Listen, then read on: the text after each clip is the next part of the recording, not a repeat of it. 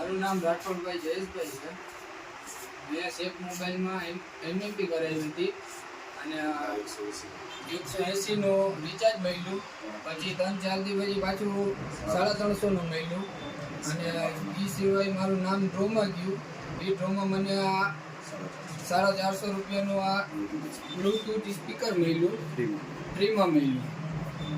આપ તમામ ભાઈઓને વિનંતી છે કે આ શેખ મોબાइल एनएमपी कराओ. माशाअल्लाह, अल्हम्दुलिल्लाह.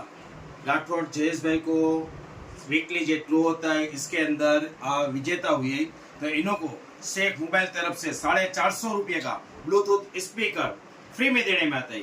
राठौड़ जयेश भाई रिचार्ज बिना के कस्टमर थे तो इनको 180 का रिचार्ज भी फ्री में मिला. उसके बाद 350 रुपये का रिचार्ज भी फ्री में मिला. इसके अलावा इनका नाम एक लकी ड्रॉ के अंदर गया था.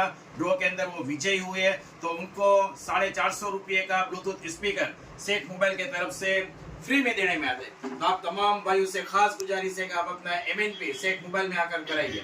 अस्सलाम वालेकुम व रहमतुल्लाहि व बरकातहू.